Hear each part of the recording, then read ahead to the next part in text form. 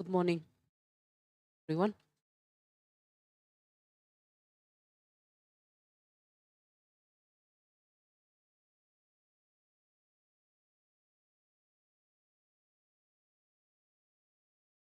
So,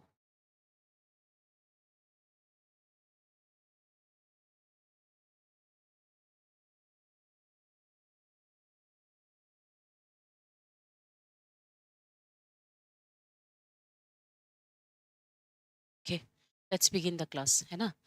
तो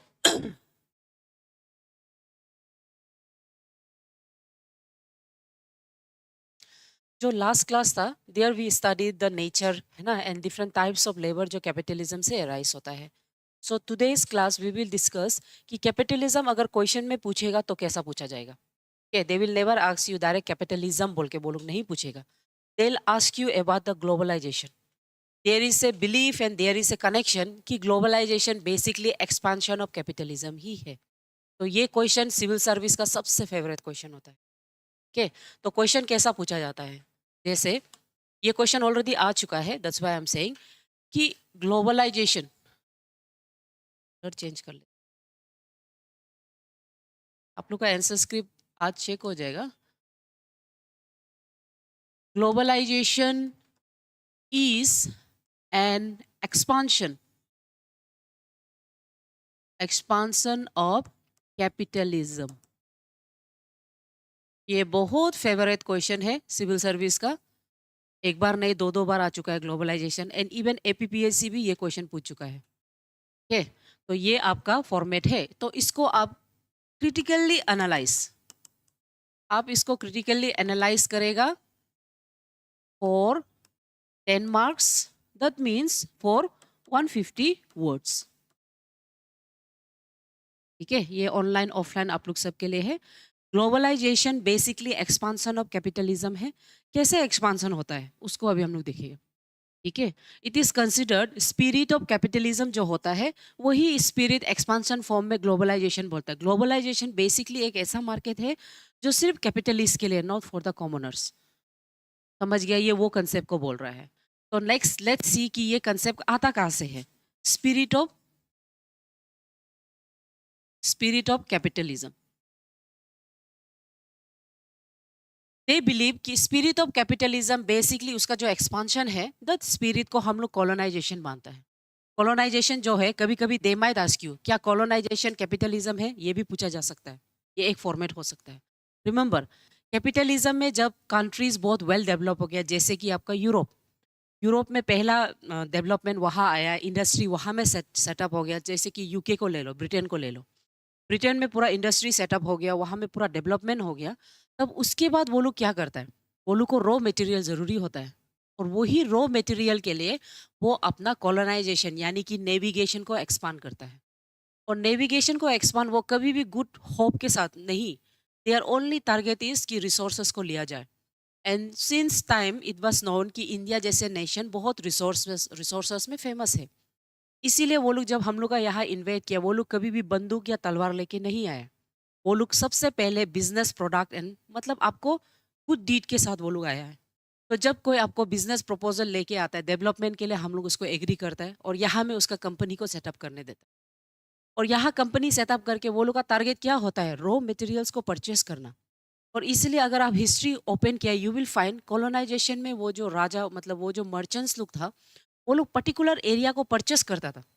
जहाँ जहाँ उसको रिसोर्सेस लगेगा वो एरिया को वो परचेस करता था. जैसे कि कलकत्ता लोग का एरिया, सुल्तानाटीपुर लोग का एरिया, ठीक है, गोविंदपुर का एरिया, वहाँ में बहुत रिसोर्सेस पाया. और दूसरा, वहाँ में बहुत चीप लेबर पाया गया था. That was one of the reason colonisation का एक्सपेंशन. सो रिमेंबर, कॉलोनाइजेशन भी स्पिरिट ऑफ कैपिटलिज्म ही है. नेक्स्ट, वो सब रिसोर्सेस को इकट्ठा करने के बाद, है ना, इकट्ठा करने के बाद वो उसको अपना फैक्ट्री में फिर दोबारा बनाता है. बना के उसको ग्लोबल मार्केट में बिक्री करना है. इसीलिए वो क्या करता है, ग्लोबलाइजेशन यानी कि ओपन मार्केट करता है. ग्लोबलाइजेशन को हम हमेशा पॉजिटिव पर्सपेक्टिव में देखता है कि वो ओपन मार्केट है. ऐसा मार्केट जहाँ में रिसोर्स का एक्सचेंज होगा, सबके लिए बेनिफिट होगा. लेकिन ये बेनिफिट के अंदर में actual benefit of the capitalism छुपा गया है. सो इसीलिए हम बोलता है कि ग्लोबलाइजेशन एक्सपांसन ऑफ कैपिटलिज्म है. समझ में आया है? ये आई होप ऑफलाइन ऑनलाइन वाला बच्चा भी समझ में आया है। नाउ इसको देखो कैसे एक्सपांड करता है। सो डिफरेंट कैपिटलिस्ट, जितना जितना आपका कैपिटलिस्ट है, एवरी डिफरेंट कैपिटलिस्ट लोग क्या करता है, वो लोग जो एक दूसरा से कंपटीशन करता है ना, कंपटीशन विद ईच अदर से कंपटीशन करके वो लोग क्या करता है, वो लोग डाइवर्सिफाई करता है, यानी कि कॉमर्शलाइजेशन करता है ना। जब तुम एक दूसरा से, सपोज तुम भी करोड़पति, तो पैसा को तुम लोग कभी ऐसे यूज करेगा खुद का खाने के लिए नहीं। करोड़पति का दिमाग हमेशा करोड़पति रहने के लिए क्या करता है, बिजनेस एक्सपांशन वो स्टार्ट करता है। वो डिफरेंट डिफरेंट सेक्टर को एक्सपांड करने स्टार्ट करता है। दैट मीन्स वो क्या करता है, कॉमर्शियलाइजेशन। वो commercialization of the different products and different industry, commercialization of products and industry। okay? वो कॉमर्शलाइजेशन को स्टार्ट करेगा, और एक बार जब वो कॉमर्शलाइजेशन को स्टार्ट करेगा, उसके लिए वो क्या करेगा, डिफरेंट डाइवर्सिफाई प्रोडक्ट बनाएगा।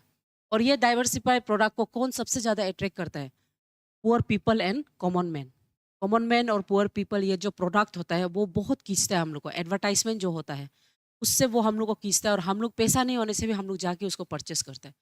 जैसे आपका न्यूज़पेपर को खोल के देखो, आज का न्यूज़पेपर जैसे खोला है, वहाँ में बड़ा सा एक पन्ना आया है जहाँ में बोल रहा है विशाल में इतना इतना ऑफर है। समझ गया, विशाल का ये ऑफर हमारे लिए नहीं है वो, बल्कि वो मालिक लोग के लिए है, कॉमर्शलाइजेशन। तो हम देखते हैं कि देखो यहाँ में आपका जो गैस इतना में मिल रहा है, चावल इतना में मिल रहा है, चलो हम लोग विशाल जाएगा। तो विशाल में जब तुम चावल और गैस लेने जाता है, तुम सिर्फ वो लेता है क्या, नहीं, तुम अलग बिस्कुट उताएगा, ये भी सस्ता है, एक का साथ एक फ्री है ना। उसके साथ साथ तुम और कुछ कुछ उताएगा, क्रीम भी फ्री है बोलता है। अब समझ में आया, अरे अचार एक का साथ एक फ्री, मतलब ऐसे में एक का बदली में आप तीन चार उतारने लग जाता है। और उसको खरीद के जब आप घर आता है, आप रियलाइज करता है कि मेरा बचत जो हिल गया, फिर भी नेक्स्ट मंथ आप वही सेम अप्लाई करता है। यानी कि ये है ग्लोबलाइजेशन का टैक्टिक्स, कैपिटलिस्ट का टैक्टिक्स, ओपन मार्केट करा के कॉमर्शलाइज करके प्रोडक्ट को आपको अपना तरफ खींचना, यानी कि आपको पुअर है पुअर ही रहने देना। समझ में आ गया। उसके बाद कॉमर्शलाइजेशन ऑफ प्रोडक्ट और इंडस्ट्री करने के बाद कैपिटलिस्ट तो क्या करता है, उससे जितना पैसा आता है ना उसको फिर ऐसे नहीं रखता है, तब जाके वो लोग बैंक्स खोलता है, बैंक्स एंड इंश्योरेंस। जब भी आप ग्लोबलाइजेशन लिखेगा, मेंशन दिस, क्योंकि इसको जनरली हम लोग छोड़ देता है, हम लोग सिर्फ प्रोडक्ट प्रोडक्ट प्रोडक्ट बोलता है, लेकिन वो लोग इंस्टीट्यूट भी खोलता है। ऐसे नहीं है कि वो लोग सिर्फ प्रोडक्ट लेता है, दे open institute also, institute like banks and industries.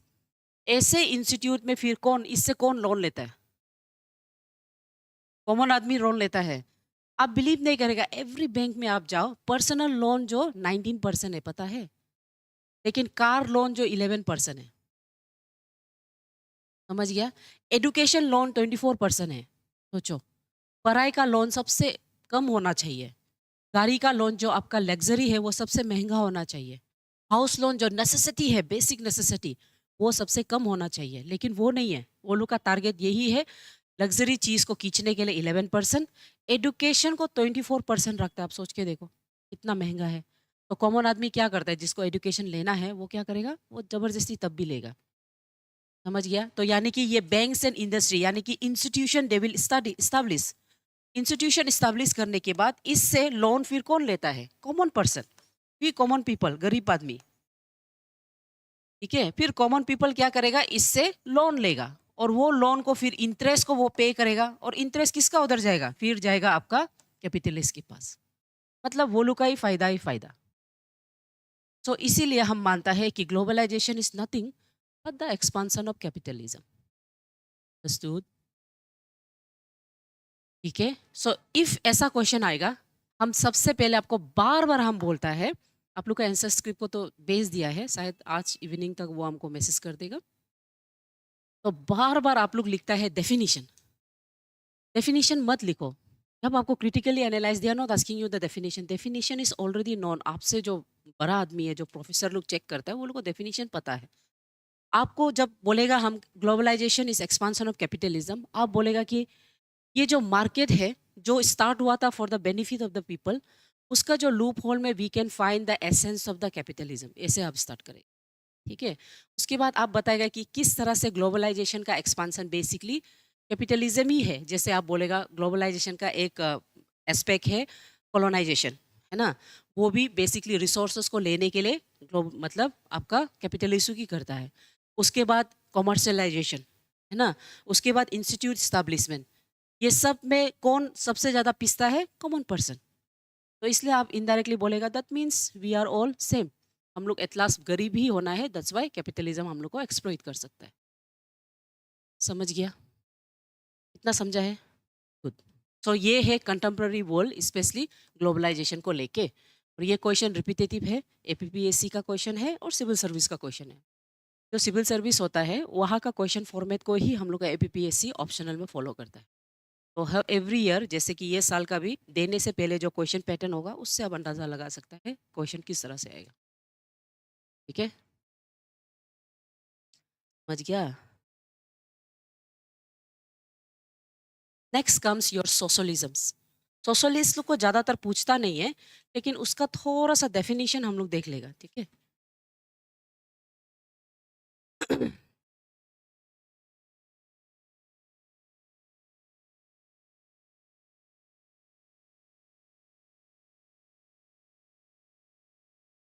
ये पीपीटी पढ़ के देखा है?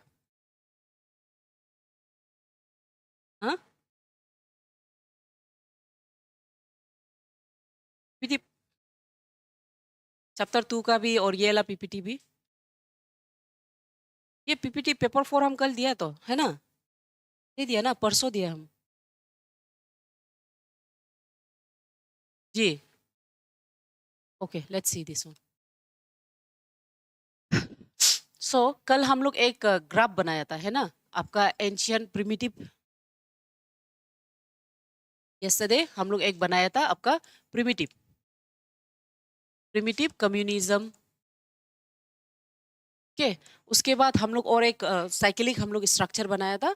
उसके बाद आपका एंशियन मोड ऑफ प्रोडक्शन। उसके बाद हम लोग बनाया था फ्यूडल। ठीक है, फ्यूडल मोड ऑफ प्रोडक्शन। उसके बाद हम लोग बनाया था आपका कैपिटलिस्ट कैपिटलिस्ट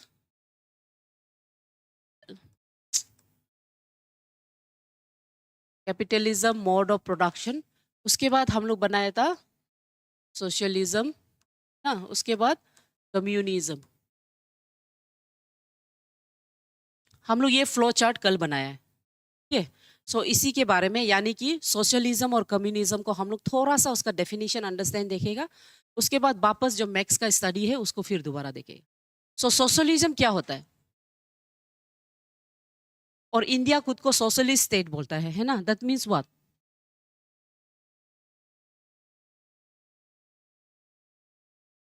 सोशल वेलफेयर मतलब जिसमें कंट्रीब्यूशन जो क्या होता है, बेस्ड ऑन योर वर्क्स होता है ना, कंट्रीब्यूशन इक्वली, कंट्रीब्यूशन आप जितना काम करेगा उस हिसाब से आपको कंट्रीब्यूशन दिया जाएगा। Socialism, social, together. ठीक है, सो इसमें क्या है, कंट्रीब्यूशन बेस्ड ऑन वर्क, मतलब आप कितना इन्वॉल्व होगा उतना ज़्यादा आपका कंट्रीब्यूशन उतना ही आपको मिलेगा। वो सोशलिज्म है। और इंडिया खुद को बोलता है कि हम लोग जो सोशलिस्ट नेशन है, जहाँ में हम लोग जितना मिल के काम करता है उतना इक्वली हम लोग अपना प्रॉफिट को डिवाइड करता है। ठीक है, इंडिया ऐसे मानता है। होगा, समझ गया? तो इसको याद रखो। ये उसके बाद कम्युनिज्म। कम्युनिज्म को वो बोलता है कि last stage of the socialism. Max ऐसे मानता है कम्युनिज्म जो सबसे हायर फेस है, जहाँ में distribution based on the need होता है, जिसमें डिस्ट्रीब्यूशन बेस्ड ऑन नीड्स होता है। और ये सबसे हायर क्लास है, बोला हायर फेस। ये सबसे हायर फेस है जिसमें सब कुछ बराबर होगा, और ये वापस फिर से क्लासलेस सोसाइटी बनेगा, क्लासलेस सोसाइटी। और उसके बाद सोसाइटी और नहीं होगा, वो कोलैप्स हो जाएगा। That is what Karl Marx said. समझ गया? Distribution based on your needs, आपको जितना जरूरी है उतना देना। सोशलिस्ट मीन्स आप जितना कंट्रीब्यूट करना उतना आपको वापस रिटर्न मिलना। इसमें देखो, सोशलिस्ट के अंदर में इकोनॉमिक्स में आपको क्वेश्चन पूछा जाता है। ये क्वेश्चन जो इकोनॉमिक जीएस पेपर 3 का क्वेश्चन है, ठीक है, होगा।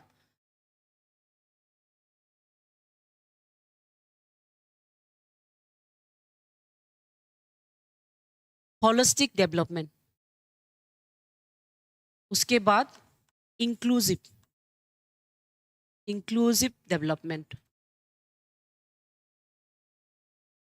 हर साल सिविल सर्विस एपीपीएससी का बात हम कर रहे हैं कि एपीपीएससी 4 बार मेंस अपीयर किया है। एवरी ईयर इंक्लूसिव डेवलपमेंट का क्वेश्चन आता है, एवरी ईयर, और कंपलसरी आना है। They want to see being a civil servant, तुम्हारा क्या व्यू है इंक्लूसिव डेवलपमेंट को। हर साल, ये साल भी पूछा गया है। एग्जैक्ट वर्ड यूज नहीं करते वो लोग, है ना। वो लोग वर्ड ऐसे यूज करेगा, पैराचोलिज्म। 2022 में ये वर्ड यूज किया था, पैराचोलिज्म, मतलब इंक्लूसिव डेवलपमेंट में पैराचोलिज्म क्या होता है। पैराचोलिज्म ऐसे होता है कि जब तुम अपना ही स्टेट में खुद को अपना स्टेट से अलग फील करेगा, एलिनेशन का फील करेगा, तो वो इंक्लूसिव डेवलपमेंट उसको कैसे हटा सकता है, वो क्वेश्चन था। और ये आपका जीएस पेपर 3 का क्वेश्चन है फॉर 15 मार्क्स। तो होलिस्टिक डेवलपमेंट, ऐसा डेवलपमेंट जहाँ में सिर्फ आपका स्किल नहीं, आपका क्रिएटिविटी भी डेवलपमेंट होगा। और ये इकोनॉमिक्स का क्वेश्चन है जो सोशलिस्ट के अंदर में आता है। समझ में आया है? तो ऐसा क्वेश्चंस लोग को पूछा जाता है, बेसिक। और होलिस्टिक डेवलपमेंट का जो क्राइटेरिया है और जो एम है, उसको गवर्नमेंट जो नेशनल एजुकेशन पॉलिसी, ये फेवरेट है एवरी सिविल सर्विस का। इस बार ऐसे में भी पूछा है और इवन मेंस का पेपर में भी पूछा है। ये समझ गया? तो नेशनल एजुकेशन पॉलिसी आपका ऐसे में आया है, इंग्लिश का ऐसे राइटिंग में आया है, अलग से ऐसे पेपर में आया है, और उसके बाद ये जीएस पेपर 2 में आया है। वो पूछता है कि होलिस्टिक डेवलपमेंट जो होता है वो कैसे नेशनल एजुकेशन पॉलिसी के साथ अलाइन करता है। ठीक है, और ये सब जो फीचर हम बता रहा है, ये सोशलिस्ट का फीचर है, इंडिया का फीचर है। और इंडिया का फीचर है, दैट मीन्स ये आपके लिए जरूरी है। understood? So what you will do, you will study about socialist, यानी कि ये सब्जेक्ट तो आपका जीएस पेपर 2 का है, इसलिए हम आपको इतना डिटेल में नहीं बता रहे। लेकिन जब आप वो पेपर पढ़ेगा, study this holistic development, inclusive development and national education policy, वो किस तरह से ये दोनों को अलाइन करता है। ठीक है, तो मेंस में ज्यादातर हम लोग इस तरह से पढ़ा जाता है। ओनली देन तुम समझेगा और ये क्वेश्चन क्या है, अदरवाइज कंफ्यूज हो जाता है। ठीक है, प्रैक्टिस ना, प्रैक्टिस बहुत जरूरी है। और आप लोग का ना राइटिंग पोटेंशियल ना, मतलब तारीफ नहीं कर रहा है, बहुत अच्छा है। एक फर्स्ट टाइम लिखने वाला लोग के लिए बहुत अच्छा है। अरे हम लोग का तो कंपेयर ही नहीं था, हम लोग का समय में 14 और 17 में जब हम लोग लिखता था, वो तो क्या लिखा है, अरे बाप रे बाप, ऐसे था। आप लोग का उस हिसाब से नहीं है। दैट मीन्स ये 6-7 मंथ्स अभी है, 6-7 मंथ्स भी नहीं है, कितना है, मार्च अप्रैल मई जून जुलाई, है ना। अगस्त को तो निकालने 5 महीना और है। ये 5 महीना में आप खुद को और भी ग्रूम कर सकते हैं, मतलब आप लोग में वो पोटेंशियल है। ठीक है, जैसे अभी सोशोलॉजी पढ़ रहे हैं ना, अपना को कमती नहीं सोचना है वो। अ, बहुत अच्छा है आप लोग का राइटिंग, मतलब इतना हम समझ में आ गया कि आपको समझ रहा है, लेकिन लिखने के लिए प्रैक्टिस तकलीफ हो रहा है, उसको प्रैक्टिस से ही आप लेके आएगा। ठीक है, एंड रिमेंबर प्रीलिम्स के लिए पॉलिटी का जो सेक्शन होता है ना, उसमें हमेशा एक कमीशन आता है, एक कमीशन का क्वेश्चन आएगा। कमीशन मीन्स कमीशन बॉडी, जैसे रॉयल कमीशन करेंसी का है ना, ली कमीशन लेबर का है, विटली कमीशन आपका सिविल सर्विस का है। ऐसा एक कमीशन का नाम पूछा जाता है हमेशा। कमीशन बहुत इंपॉर्टेंट है। उसके बाद जैसे इस बार हिस्टोरिकल पीपल लोग को पूछा है ना, हिस्टोरिकल पीपल जो फ्रीडम फाइटर और वो लोग का जो राइटिंग्स है उसको पूछा गया था। और उसके बाद इकोनॉमिक प्लानिंग का जो लीडर्स है उसको पूछा गया था। तो क्या पता नेक्स्ट टाइम आपको एनवायरमेंटलिस्ट, है ना, ह्यूमन राइट्स सोशलिस्ट या स्पोर्ट्स पर्सनैलिटी पूछा जाए। ऐसा सेक्शंस होता है, लेकिन पूछता है एक पर्सनैलिटी से लेके पूछा जाता है। और वो पर्सनैलिटी को कैसे पहचानेगा, न्यूज़पेपर फॉलो करते रहो। न्यूज़पेपर में कोई रिपीटेटिव नंबर आदमी होगा जिसका नाम वो पूछा जाता है। एंड न्यू टर्म, जैसे कल हम आपको निहिलिस पेंगुइन के बारे में बताया, इस तरह से न्यू टर्म को पकड़ो, क्योंकि एक ऐसा वर्ड मीनिंग पूछा जाता है। ये सब ट्रेंड है सिविल सर्विस का ना, पकड़ जो समझ जाता है, जो हमेशा प्रीलिम्स देता है, दे अंडरस्टैंड। ये समझ इसको, श्योर। नाउ इसको देखो, Francis Fukuyama. Francis Fukuyama he didn't believe कि जब कार्ल मैक्स बोलता है कम्युनिस्ट के बाद प्रिमिटिव कम्युनिस्ट आके सोसाइटी खत्म हो जाएगा और दोबारा कुछ नहीं होगा, तब ही पॉइंटेड आउट, ये आदमी जो क्रिटिक्स है, ये क्रिटिक्स ऑफ कार्ल मैक्स होता है, इसको याद रखो, critics of Karl Marx, and he stated about the democracy. वो बोला है कि जब सोशलिस्ट और आपका कम्युनिस्ट नहीं होने के बाद सोसाइटी जो डेमोक्रेटिक होने का चांस है। और डेमोक्रेटिक सोसाइटी हम लोग का प्रेजेंट डे में आप देखने को मिलता है ना। इंडिया जो कि सबसे लार्जेस्ट डेमोक्रेटिक नेशन है, और टाइम एंड अगेन वो खुद को प्रूव भी किया है। सो ये बोलता है कि इट्स नॉट पॉसिबल। वो बेसिकली हिंट करता है कि मैक्स शायद ये चीज़ में गलत हो सकता है, कि मैक्स इसमें गलत हो सकता है, बिकॉज वो जो लिबरल डेमोक्रेसी की बात करता है वो बोलता है कि जब सब कुछ खत्म हो जाएगा, जब पीपल में कॉमन अंडरस्टैंडिंग हो जाएगा, तो पीपल क्या करेगा? लिबरल डेमोक्रेसी करेगा, यानी कि ऐसा गवर्नमेंट जो बाय द पीपल होता है, ठीक है, फॉर द पीपल होता है एंड ऑफ द पीपल होता है। यानी कि पीपल खुद वो गवर्नमेंट को बनाता है और खुद उसको रूल करता है और खुद के लिए रूल करता है। तो ऐसा गवर्नमेंट पॉसिबल है, और इसका एग्जाम्पल, बहुत बड़ा एग्जाम्पल है इंडिया, है ना। इंडिया में बहुत डाइवर्स, मल्टीलिंगुअल, एवरीथिंग डाइवर्स है इंडिया में। अगर तुम नॉर्थ में जाओ, completely different from the north east and central and south. South में जाओ, वो कंप्लीट डाइवर्स कल्चर आपको दिखाई देगा। सेंट्रल इंडिया जाओ डाइवर्स, वेस्ट जाओ डाइवर्स, नॉर्थ ईस्ट जाओ और भी डाइवर्स, एंड नॉर्थ ईस्ट के अंदर में और जाओ और भी डाइवर्स। फिर भी हम लोग सब एक डेमोक्रेसी से जुड़ा हुआ है। That means we are prove कि सोशलिस्ट और कम्युनिस्ट नहीं रहने के बाद भी एक डेमोक्रेटिक सोसाइटी रह सकता है। और इसको लिखने वाला आपका फ्रांसिस फुकुयामा है।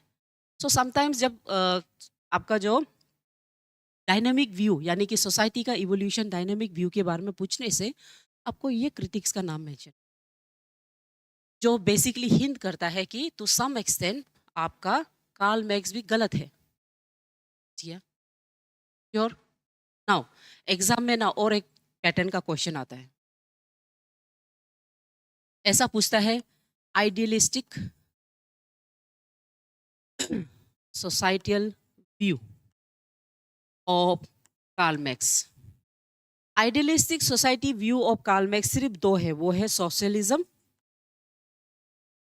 And communism. ये सोशलिज्म और कम्युनिज्म कार्ल मैक्स का ना आइडियलिस्टिक बिलीफ है। आइडियल मतलब सोचता है वो। उस समय में ये सोसाइटी था ही नहीं जब कार्ल मैक्स था, तो वो फ्यूचर को सोच के बताया।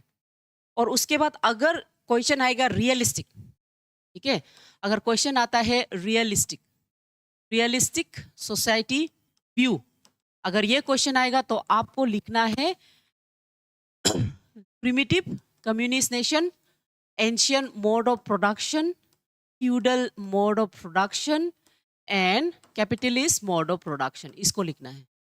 These four are considered as the, मतलब पास्ट जो सोसाइटी है वो उसका रियलिस्टिक है, एंड आगे का पीछे का जो फ्यूचर सोसाइटी है वो idealistic view of Karl Marx है। That means to some extent Karl Marx खुद पॉजिटिव बन जाता है, एंड कभी कभी वो खुद नॉन पॉजिटिव बन जाता है। Okay, so this is your historical materialism, हम लोग यही पढ़ रहा था, है ना। हिस्टोरिकल मेटेरियलिज्म के अंदर में materialistic concept of the society हम लोग पढ़ा है। उसके अलावा हम लोग इवोल्यूशन ऑफ सोसाइटी का जो डायनेमिक है, जहाँ में वो स्टेजेस को बताता है, stages of the society, 4 in the past and 2 in the future, ये आप मेंशन करेगा। हम आपको कल भी बोला है 4 in the past 2 in the future mention करके आप उसको स्ट्रेटिफाई करेगा। उसके बाद यही सोसाइटी के बारे में पढ़े। Now let's study about critics of historical materialistic. शायद आपका बुक में नहीं हो सकता है, तो उसको हम लोग नोट्स बना के वी विल डिस्कस। ओके,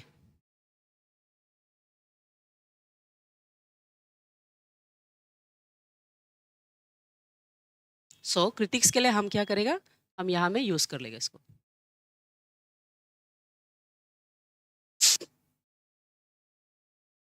ठीक है, सो क्रिटिक्स जब ना critically analyse his view on historical materialistic, या तो डिस्कस भी बोलेगा।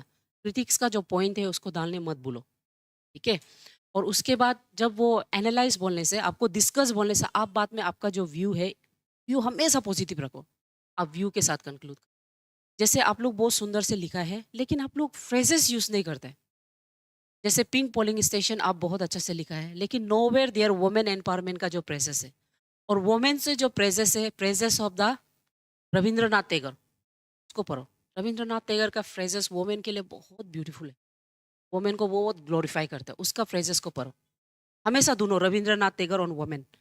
उसके बाद आपका मार्टिन लूथर का कंसेप्ट ऑन वुमेन, ओके। ये आदमी लोग मतलब अलग है, ये लोग का व्यूज जो बहुत दिल को डायरेक्ट छूटा है, वो लोग का व्यू को पढ़ो, होगा? समझ गया? ये व्यू लोग को पढ़ लो और हो सकने से वो लोग को बाहर करो, ठीक है? क्योंकि ये जो फ्रेजेस होता है वो ना सिर्फ सोशियोलॉजी, इसको आपको जीएस पेपर 2 में भी डालना होता है, ठीक है? उसके बाद आपका पेपर 1 में जो सोशियोलॉजी का पार्ट है ना? सोसाइटी के पार्ट, उसमें भी डालना होता है। तो ज़्यादातर मेरा जो फॉलोइंग है, हम रविंद्रनाथ टैगोर को ही बाहत करता है, ठीक है? उसके अलावा हम मार्टिन लूथर का उसको फ्रेजेस को बाहत करता है, ठीक है? उसके बाद अगर और बोलने से महात्मा गांधी का 1-2 फ्रेजेस देखता है ह्यूमैनिटी को देख के। तो ऐसे फ्रेजेस को बाहत करने सीखो, सीख के उसको पुट करने को सो। और एथिक्स का पेपर तो बिना फ्रेजेस से कंप्लीट ही नहीं होता है। तो एथिक्स में बहुत फ्रेजेस है, उसको हम लोग जब पढ़ेगा मेंस पर्सपेक्टिव से हम लोग और पढ़ेगा। उसमें ईच जो कैरेक्टर है उसका अपना-अपना फ्रेजेस है और बाहत करना है आपको। ओके, तो let's see critics. Critics of historical materialistic materialism materialistic बोलते रहते हैं materialism.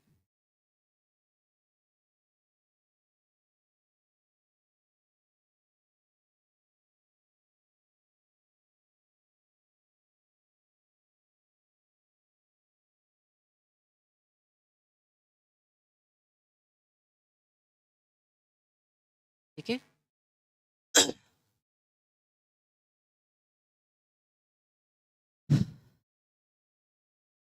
रुक रहा है क्या online?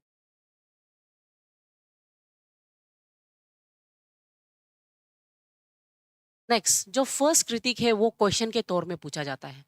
Can one predict history will and? Can one predict that history will and? Question mark. ये है फर्स्ट क्रिटिक। क्या कोई बता सकता है हिस्ट्री खत्म होने वाला है ना? सो इसका एक्सप्लेनेशन में आपका जो कार्ल मैक्स होता है, ही बिकम्स ही बिकम्स आइडियलिस्टिक। यानी कि हिस्ट्री को खत्म होने का एक्सप्लेनेशन जो उसका देता है, वो बेसिकली उसका आइडियलिस्टिक कंसेप्ट को शो करता है। और ये गलत है, हिस्ट्री कभी खत्म नहीं होगा। History always repeat itself with different forms, लेकिन वो खुद को रिपीट करता है ना? सो ये पॉसिबल ही नहीं है कि हिस्ट्री जो खत्म होगा। और इसलिए फर्स्ट क्रिटिक जो क्वेश्चन से स्टार्ट करता है, कैन वन प्रेडिक्ट कि हिस्ट्री खत्म होगा? नो, हिस्ट्री कभी खत्म नहीं होगा। जैसे कि अगर आप लोग वर्ल्ड हिस्ट्री स्टार्ट नहीं हुआ है आप लोग का, है ना? कोई भी हिस्ट्री खत्म नहीं किया अभी तक, आपका हो गया, है ना? तो हिस्ट्री में आप लोग वर्ल्ड हिस्ट्री में हॉलोकास्ट पढ़ता होगा। क्या हिस्ट्री हुआ है? हिस्ट्री खत्म हुआ है बोला था।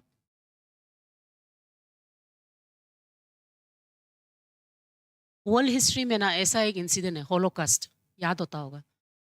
हाँ, जहाँ में जूस को पूरा बर्न कर दिया था, ठीक है, हॉलोकास्ट। उसके अलावा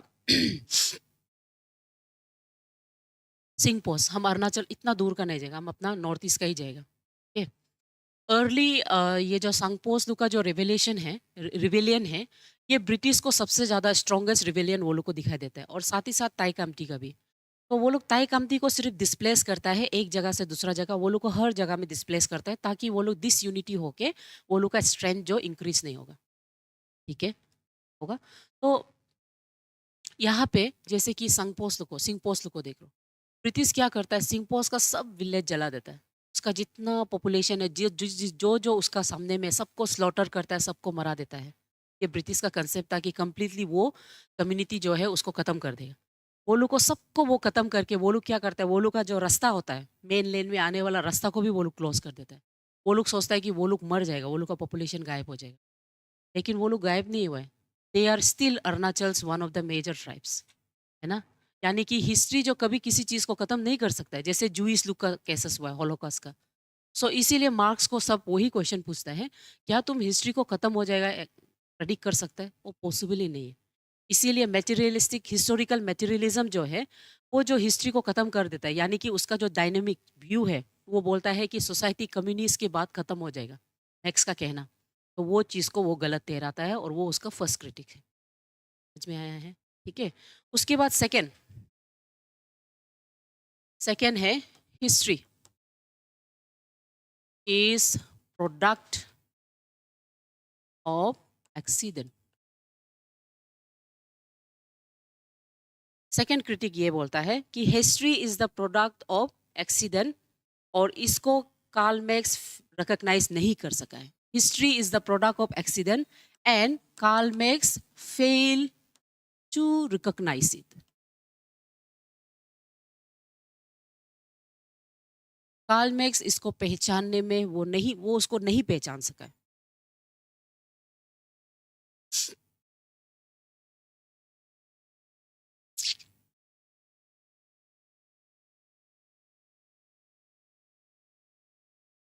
ठीक है, तो इसमें एग्जाम्पल में आप किसको ले सकता है? नेपोलियन, नेपोलियन बोनापार्टे जो किंग ऑफ फ्रेंच था, फ्रेंच का जो किंग बना है ना। इसीलिए हम पूछे आप लोग वर्ल्ड हिस्ट्री पढ़ा है कि नहीं, क्योंकि वर्ल्ड हिस्ट्री पढ़ा है तो यू विल अंडरस्टैंड कि नेपोलियन बोनापार्टे गलती से वो राजा बनता है। लकी समय में वो प्रेजेंट था, इसलिए वो उसको सबसे ज्यादा दिखाई दिया और वो राजा बना है। That is the history. और नेपोलियन को छोड़ो, I will talk you about Kejriwal. Kejriwal spelling क्या है? नहीं होगा ना, माता जो गायब हो रहे हैं।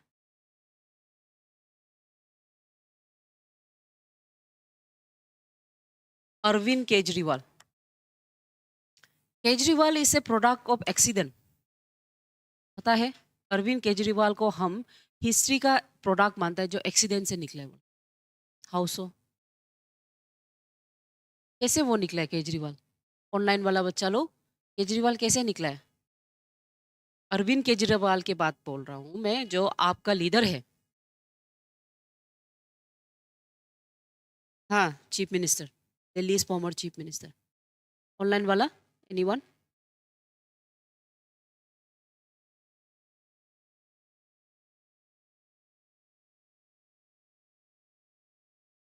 है ऑनलाइन वाला बच्चा लोग, तुम लोग इंटरेक्शन नहीं करने से हम जानेगा कैसे? हाँ, any one of you?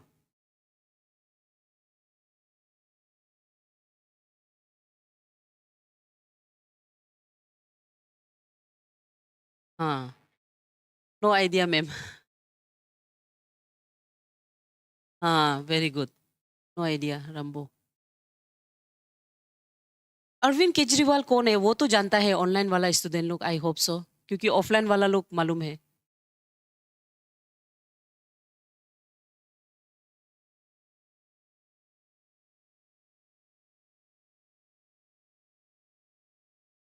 Okay, Anna Hazare को जानता है। ओके, हाँ, तो सुन लो कहानी को। Yes, very good. Anna Hazare जो था, वो आदमी था जो आपका गवर्नमेंट के अगेंस्ट में धरना देता था। वो गवर्नमेंट का जो करप्शन का अगेंस्ट में वो धरना देता था, और वो फास्ट अन टू डेथ। हाँ, आम आदमी पार्टी से, वेरी गुड। तो वो मतलब ये किया था, वो मतलब स्ट्राइक करके वो धरना बेच के, आपका जो जंतर मंतर में बहुत धरना बेता है। तो करप्शन का अगेंस्ट में founder of a, very good Lily Takku. तो वो जो बहुत मतलब बहुत स्ट्रॉन्ग मूवमेंट था। ये मूवमेंट जो ना 2011 का बात है, when I was in my college. ये कॉलेज मीन्स मेरा मास्टर समय में, आप लोग उसमें बहुत छोटा था होगा। तो उसमें क्योंकि ना 2011 का समय में जब ये वेव आया था 2010 और 11 में, हम लोग का कॉलेज में भी ऐसा ऑर्गेनाइजेशन, ऐसा ग्रुप था कि जो बोला है कि दिल्ली चलो, दिल्ली पैदल जाएगा बोल के। नहीं, सच में। और उसमें जो लीडर था एक मणिपुरी हम लोग का सर था, हम लोग का डिपार्टमेंट का, वो भी एकदम अन्ना हजारे को मिले बिना, उसका पाँव छुए बिना नहीं होगा बोल के ना, करप्शन का अगेंस्ट बहुत बड़ा से वो धरना स्टार्ट किया था। तो वो बोला था हम लोग को एनरोल करो, हम लोग दिल्ली ऑन फुट जाएगा। तो उस समय में वीसी को पता चल गया, और वीसी आके हम लोग को समझाया कि पहले पढ़ो, अपना डिग्री ले लो, है ना। हम तो इन्वॉल्व नहीं था, लेकिन हम लोग साइड पीयू था। तो वो बोला है कि पहले डिग्री ले लो, उसके बाद आप लोग जो करना है करो, लेकिन आरजीयू के अंदर रहते समय में आप ऐसा मूवमेंट नहीं कर सकता, दे सेड लाइक दिस। तो उसके बाद हम लोग सब डिस्पर्स हो गया, but we use to follow, है ना, क्योंकि उस समय में नया नया फ़ोन आया था, और फ़ोन बहुत बहुत बड़ा चीज़ था हम लोग के लिए। तो उसी समय में अन्ना का जो वर्ड्स है, अन्ना का जो सेइंग्स है, क्योंकि वो फर्स्ट सेंट टू डेथ बेटा था, तो उसका विचार को जो एक्सप्रेस करता था वो था केजरीवाल, अरविंद केजरीवाल। अरविंद केजरीवाल उसमें आता है, आके वो अन्ना हजारे का व्यूज को पीपल को पहुंचाता है। एज ए स्ट्रॉन्ग लीडर वो आगे खड़ा रह के स्पीच देते गया। तो पीपल को लगा कि ये आदमी में कैपेबल है, इसीलिए पीपल बोला है अन्ना हजारे को पॉलिटिक्स में घुसो। लेकिन अन्ना हजारे बोला कि हम कभी पॉलिटिक्स नहीं करेगा, पॉलिटिक्स हम पसंद नहीं है, हम आज से ह्यूमन एक्टिविटीज हम लड़ेगा, है ना, हम करप्शन का अगेंस्ट लड़ेगा, बोल के वो बेटा है। तब अरविंद केजरीवाल को सब पहचान गया कि अन्ना हजारिका का ऊपर इसका साया है, और वो अपना आम आदमी पार्टी बोल के वो स्टार्ट किया। और जब वो पॉलिटिकल पार्टी स्टार्ट करके दिल्ली में इलेक्शन लड़ा है, वो डायरेक्ट जीता है। कंसेक्यूटिवली वो थर्ड टाइम बुका है, ठीक है। That means he was an accident, कोई उसको नहीं जानता था who was he, no one. लेकिन हिस्ट्री ये बताता है, history is the product of accident. वो एक एक्सीडेंट से निकला है, और वो सबसे बड़ा लीडर बन सका है। अन्ना हजारे यानी कि आम आदमी, उसके वो लीडर बनने के बाद अन्ना हजारे का कौन है वो कोई सब भूल गया, आप लोग भी भूल गया, ठीक है। लेकिन केजरीवाल को सब याद है, समझ में आ गया। उसके बाद केजरीवाल का एक्सपांशन पंजाब जैसे रीजन में पड़ गया, मतलब उसका पॉलिटिकल एक्सपांशन। सो उसी को हम बोलता है हिस्ट्री का प्रोडक्ट जो एक्सीडेंट से होता है। और कार्ल मैक्स इसको देखना नहीं, मतलब रिकग्नाइज नहीं कर सका। So that is the one of the critics of the historical materialism. समझ गया, ठीक है। दूसरा, कार्ल मैक्स बोलता है हिस्ट्री और दोबारा लिख ही नहीं पाता है, हिस्ट्री खत्म हो सकता है, उसका जो साइकिल के हिसाब से हिस्ट्री खत्म हो सकता है, लेकिन individual can make history. Individual can make history and rewrite history. ये बहुत बड़ा वर्ड है, रीराइट हिस्ट्री। इंडिविजुअल हिस्ट्री को बना सकता है और हिस्ट्री को दोबारा रीराइट भी कर सकता है। क्योंकि कार्ल मैक्स का ना सोसाइटी को देखने का तरीका सिर्फ मोड ऑफ प्रोडक्शन में था, वो कभी भी दूसरा एस्पेक्ट को देखा ही नहीं। देयर आर वेरियस एस्पेक्ट जो सोसाइटी को बना सकता है, समझ गया। जैसे इसको अभी हम जो लिखा है, हिस्ट्री कैन बी, मतलब individual can make history and rewrite history. इसका सबसे बेहतरीन एग्जाम्पल राजा राम मोहन रॉय है ना। Do you know who is Raja Ram Mohan Roy? हाँ, सोशल रिफॉर्मर, ठीक है। सो इसका सबसे बड़ा एग्जाम्पल, हाँ, सबसे अच्छा एग्जाम्पल है राजा राम मोहन रॉय।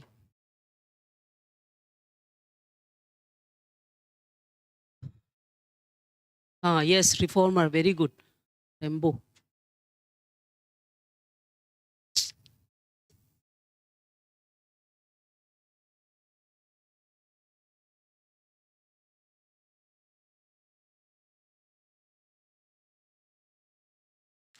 है ना। तो ये राजा राम मोहन रॉय ये कैसे हिस्ट्री लिखा है और कैसे हिस्ट्री को रीराइट किया है। इंडियन सोसाइटी को अगर आप देखें, इंडियन सोसाइटी में ये एक ऐसा आदमी था जो सोशल रिफॉर्म्स, यानी कि हम लोग का रिलीजियस और सोशल रिफॉर्म्स है, उसको वो चैलेंज किया है, रीराइट किया है, और हम लोग का सोच ऑन द उसको बदला है। वो हम लोग का सोच जो विदो री मैरिज, इसको हम लोग अभी टेबू नहीं मानता है, मतलब वो हम लोग का हिस्ट्री को चेंज कर दिया। सती सिस्टम, इसको हम टेबू मानता है, हम लोग नहीं मानता है सती क्या सिस्टम है ना, जहाँ में पति दोबारा शादी कर सकता है, पत्नी जो सुसाइड करना है पति के साथ, उसको हम लोग नहीं मानते हैं। चाइल्ड मैरिज, इसको बिल्कुल भी नहीं मानते हैं हम लोग। अभी भी आप देखिएगा इंडिया का मैक्सिमम जगह जहाँ में चाइल्ड मैरिज होता था, वहाँ में भी पीपल इसको गलत टेबू में देखने लगे हैं। That means he could rewrite the history. ज़्यादातर हम लोग का जो रिलीजियस फिलोसफी होता है ना, रिलीजियस बुक होता है, वहाँ में वुमेन को सिर्फ मदर नर्चर का रोल ही प्ले दिया जाता है, और वुमेन को बोलता है कि वो लोग पति का अंदर में रहना है, और जो पति का बात मानता है वो सबसे अच्छा औरत है। तो वैदिक में जो लिखा वाला स्क्रिप्चर्स है, जैसे आप कौटिल्य का बुक को देखो, कौटिल्य को मालूम है ना, चाणक्य, हाँ, हाँ, हाँ, अर्थशास्त्र लिखा है। आपको पता है अर्थशास्त्र में वो वुमेन को बहुत क्रिटिसाइज किया। I have never read the original script, तो नहीं पढ़ा है, कहाँ से मिलेगा, है ना। लेकिन और ये इंडिया में सबसे बड़ा लाइब्रेरी जो कोलकाता लाइब्रेरी है, वो ब्रिटिश समय का लाइब्रेरी है, और उसका लाइब्रेरी का अंदर, मतलब अंडरग्राउंड भी है लाइब्रेरी जो, और वहाँ में ना लाइफ का बिगेस्ट बुक देखा है, लिटरली बिगेस्ट बुक, मतलब वो बुक को लिखने के लिए आपको सीढ़ी चढ़ना है, इतना बड़ा टेक्स्ट बुक है वो हमें, वो टेक्स्ट बुक में एंट्री को किया जाता है, अभी भी वो ब्रिटिश समय का है, तो वहाँ का लाइब्रेरियन वो लिखा जाता है।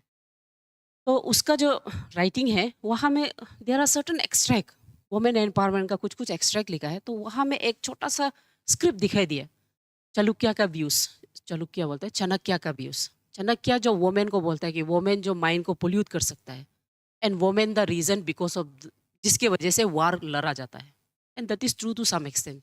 लेकिन वो जिस तरह से डिस्पेक्ट किया है वो गलत था, है ना। तो वो कंसेप्ट को हम लोग चेंज किया है, मतलब ही कुछ चेंज। जो शास्त्र में लिखा है कि औरत जो पति का है, सिर्फ सिर्फ पति का है ना, और भी मतलब ऐसे शास्त्र जो सपोर्ट करता है वुमेन का ऊपर में जो एक्शंस होता है, वो कंसेप्ट को ये चेंज किया। अभी कोई भी दुनिया का आदमी को पूछो सती सिस्टम जायज है, no one will agree, no बोलेगा वो लोग। तो यानी कि वो हिस्ट्री को रीराइट कर सका है, और वो सती एबुलेशन एक्ट जो है 18 आई थिंक 1885 ना 1884 का है, उसको वो लागू कर सका है, मतलब बाय रेगुलेशन एक्ट। उसके अलावा हिंदू मैरिज एक्ट, हिंदू में जो पति एक्स्ट्रा पत्नी जो ले सकता है ना, उसको भी वो क्रिमिनलाइज कर सका है। दैट मीन्स वो हिस्ट्री को चेंज कर सका है। हिंदू मैरिज एक्ट जो है ना, ऐसा एक जहाँ में औरत को पावर दिया जाता है, उसका हक के लिए वो लड़ा जा सकता है, वो सबको कंप्लीटली लॉ बनाया है ये आदमी। दैट मीन्स ये पूरा हिस्ट्री को बनाया है और दोबारा रिराइट किया है। इसीलिए हम लोग इसको father of modern architecture of India बोलते हैं, है ना। और उसके बाद ये वो आदमी है जो ब्रह्मो समाज को ला है, और ब्रह्म समाज को अभी भी वो इंस्टीट्यूट चल रहा है, ऐसा इंस्टीट्यूट जो जो आपका जो यूथ होता है वो लोग को एडुकेशन, है ना, वेलफेयर सब कुछ कराता है, सोसाइटी का वेलफेयर के लिए काम करता है। समझ गया? ठीक है। So that means history can be written and can be rewrite. तो ये चीज़ को आपका कार्ल मैक्स नहीं देखा है। समझ गया? दूसरा जो फोर्थ क्रिटिक्स है वो ये, कार्ल मैक्स का जो व्यू है, okay, Karl Marx view number 4, his view, his view on societal dynamic was based on Europe, है ना। उसका जो सोसाइटी का जो व्यू है, डायनामिक व्यू, वो बेसिकली आपका यूरोप पे बेस है, ठीक है। तो इसीलिए नॉट एप्लीकल, ये क्या होता है, not applicable for every society.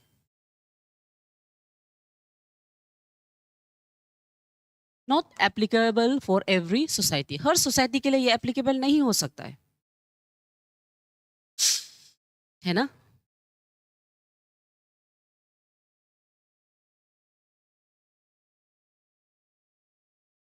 ठीक है।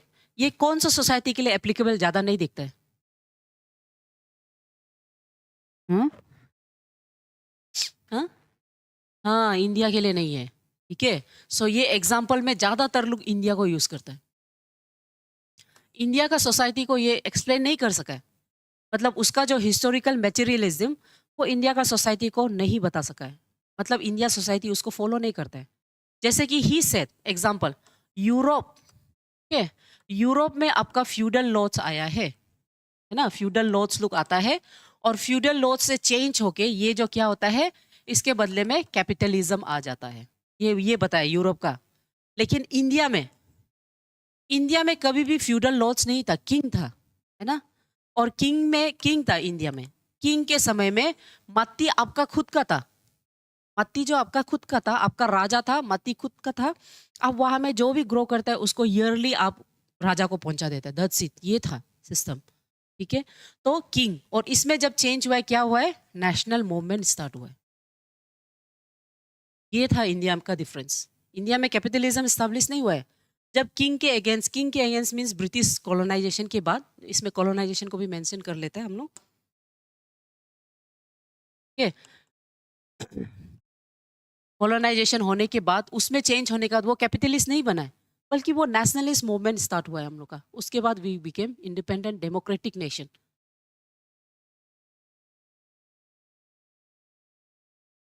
ठीक है।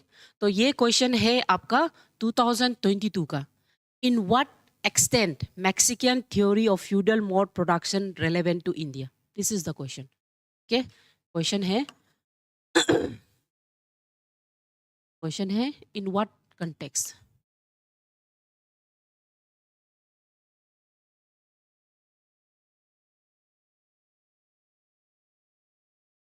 In what context is Mexican theory of of feudal mode of production relevant to India? तो ये जो क्वेश्चंस आपको हम दे रहा है, हम एक्सपेक्ट करता है कि यू विल राइट दिस.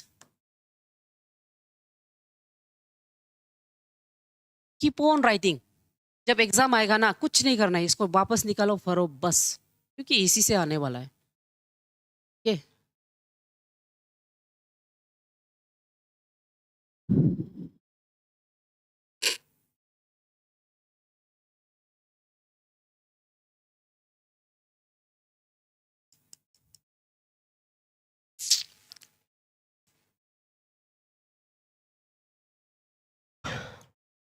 होगा.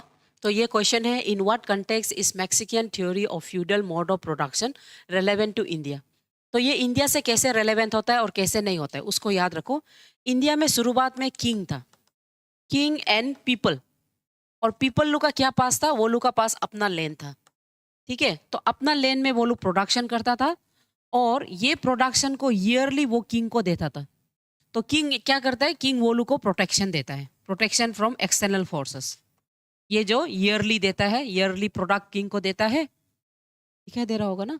ईयरली प्रोडक्ट किंग को देता है, और किंग इन रिटर्न वो लोग को प्रोटेक्शन देता है 10 बार.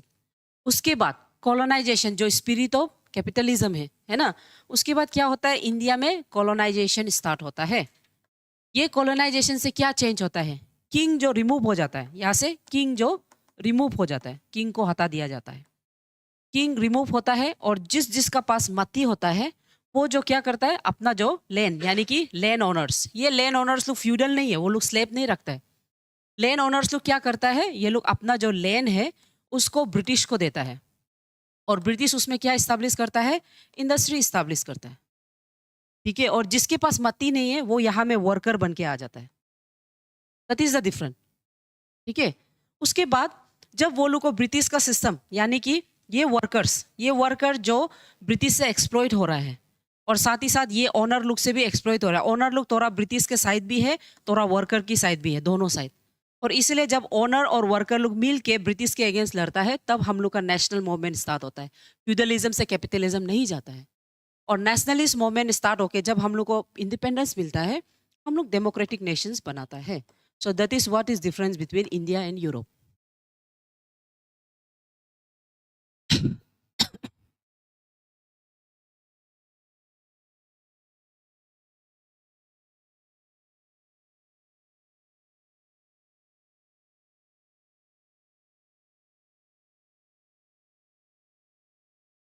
होगा, फिर से सुनो.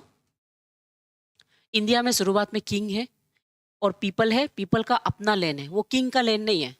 किंग जिस जिसको कवर करके रखता है, वहाँ का पीपल का अपना ही लेन होता है. तो पीपल लोग क्या करता है, किंग को एक्सेप्ट करते हुए ईयरली प्रोडक्शन किंग को देता है, और किंग क्या करता है, इन रिटर्न वो लोग को प्रोटेक्शन देता है फ्रॉम आउटसाइड एनिमी. किंग वो लोग को प्रोटेक्ट करता है. उसके बाद कॉलोनाइजेशन जब आता है, किंग को रिमूव किया जाता है. तो किंग रिमूव हो गया, और ये मत्ती जो ब्रिटिश का हो गया. नहीं, कभी ऐसे नहीं हुआ है. ब्रिटिश क्या करता है, वो लैंड ओनर्स लोग का मत्ती को मांगता है. तो लैंड ओनर्स बिजनेस के तौर पे अपना मट्टी में वो लोग इंडस्ट्री, वर्क, पॉलिसी, सब कुछ वो प्लांटेशन करने देता है. फिर वो प्लांटेशन के लिए जो पीपल जिसके पास मट्टी नहीं है, वो लोग आके वर्कर बन के करता है. कभी स्लेब नहीं, वर्कर्स बन के वो लोग करता है. तो ब्रिटिश क्या करता है, वही लैंड में काम करने वाला को और एक्सप्लॉइट करता है. और वो एक्सप्लॉइटेशन साथ में लैंड ओनर्स लोग भी ब्रिटिश को असिस्ट करता है. सम ऑफ देम फिर वर्कर्स को असिस्ट करता है, यानी कि टू वेज. तो जब एक्सप्लॉइटेशन एट द पीक होता है, ये वर्कर्स और इवन लैंड ओनर्स, क्योंकि ये ब्रिटिश लोग लैंड ओनर्स लोग को भी एक्सप्लॉइट किया जाता है, इसीलिए दोनों मिल के नेशनलिस्ट मूवमेंट स्टार्ट करता है, जिससे हम लोग को इंडिपेंडेंस मिलता है एंड डेमोक्रेटिक इंडिया स्टैब्लिश होता है. अगर इससे रेवोल्यूशन होके कैपिटलिस्ट स्टैब्लिश होने से, तब हम मानना था कि मैक्सिकन व्यू इंडिया में लागू होता है. लेकिन वो व्यू इंडिया में रेलेवेंट नहीं होता है, लागू नहीं होता है. ठीक है.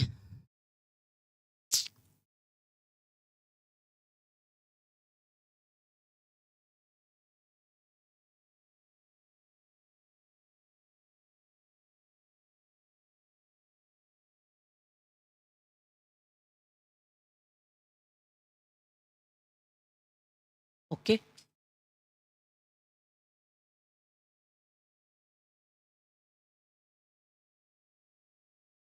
ठीक है, this is done, understood now.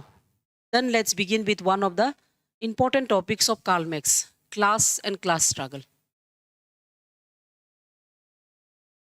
Okay, class and class struggle.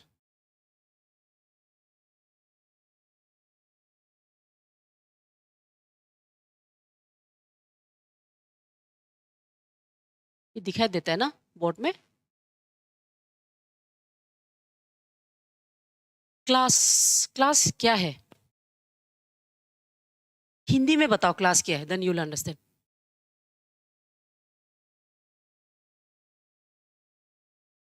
अच्छा, ऑनलाइन वाला लोग स्टूडेंट बताओ हमको क्लास क्या है हिंदी में, हिंदी में उसका वर्ड मीनिंग बताओ क्लास. अरे मतलब फिलोसॉफिकल मतलब क्या समझते हैं जब हम क्लास बोलते हैं? स्टैंडर्ड. अगेन आप लोग पहुंचने वाला है लेकिन नहीं पहुंचा है. Standard level.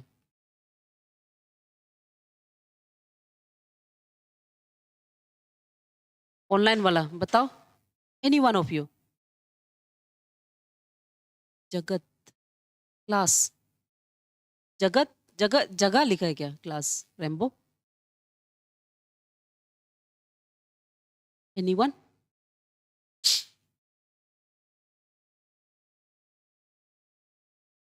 Class, I am going to use one word, और ये वर्ड आप एग्जाम में यूज नहीं करेगा बट यू विल अंडरस्टैंड. जात. क्लास, जात, कौन सा? जातिवाद, जातिवाद, जातिवाद समझ गया. क्लास जो कास्ट को ही बोल रहा है अभी, you will understand now.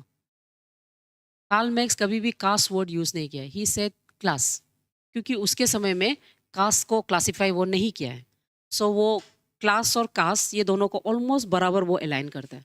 So class को समझने के लिए हम जो जातिवाद का वर्ड यूज कर रहे हैं तब आप ज़्यादा समझेगा. सो ही सेड ये जो क्लास होता है ये सोसाइटी में ना आदमी जो ऑलरेडी डिटरमाइन होता है, पैदा होने से पहले डिटरमाइन हो जाता है कि आप कौन सा क्लास में बिलोंग करता है.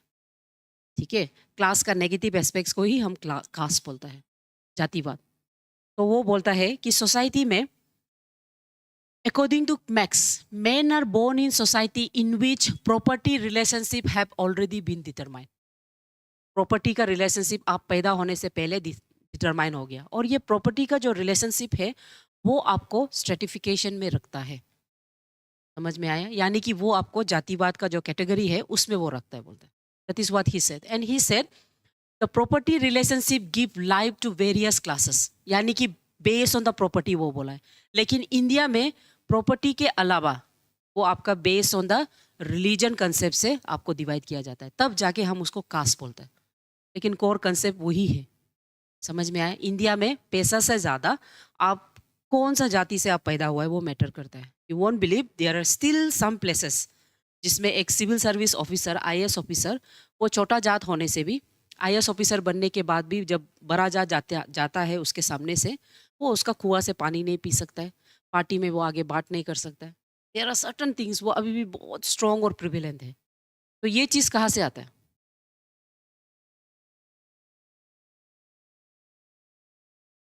अरे आप लोग को पता नहीं है, जो कास्ट का जो वेरिफिकेशंस है वहाँ में वो बहुत स्ट्रॉन्ग फोल्ड है. आप मतलब आप डिस्ट्रिक्ट कमिश्नर बन जाए फर्क नहीं पड़ता है. ठीक है, आप अभी भी जब ग्रुप में बैठेगा आपको नीचे ही बैठ के खाना है, वो पोस्चर नहीं देता है. तो पीपल आर ट्राइंग कि वो उसको चेंज कर सके. समझ गया? उसको ब्रेक करने के लिए कोशिश कर रहे हैं. That is what is class is about. तो ये क्लास में भी मैक्स बोलता है जैसे एक आदमी है ना, just as a man cannot choose who is to be his father, जैसे वो चूज नहीं कर सकता उसका पापा कौन रहेगा, so is he has no choice to choose his class. इसलिए वो बोलता है कि वो भी अपना क्लास को चूज नहीं कर सकता है. ये उसका जनरलाइज व्यू है, ये इसका डेफिनेशन नहीं है क्लास का. You will not right, this is for your general understanding. उसके बाद he said fundamental properties form the basis of the main theory of class. और फंडामेंटल थ्योरी क्या है कि आपका जो प्रॉपर्टी का रिलेशनशिप है वो आपका पैदा से पहले ही डिसाइडेड है, आप डिसाइड नहीं कर सकेगा। जैसे कि आप नहीं बोल सकते हम जापानीज में पैदा होने से दिखता, क्योंकि जापान का वीडियोस को आदमी बहुत प्रोमो करता है ना। या तो आप हम यूएस में पैदा होने से क्या मजा था, आप उसको डिसाइड नहीं कर सकता, already it is decided. And once आप पैदा हो गया मीन्स आप तागिन हो गया, गालो हो गया, मीरी हो गया, कुछ भी ट्राइब हो गया, that is up to you. मतलब वो आपका, आप उसको डिसाइड करके नहीं आता है, already decided. That is what he says about the class. समझ गया? देन लेट्स अंडरस्टैंड कि ये क्लास है क्या, क्लास का डेफिनेशन क्या है। ठीक है, सो क्लास का डेफिनेशन और क्लास स्ट्रगल का डेफिनेशन के बारे में वो पहली बार कम्युनिस्ट मैनिफेस्टो 1848 उसमें लिखा है।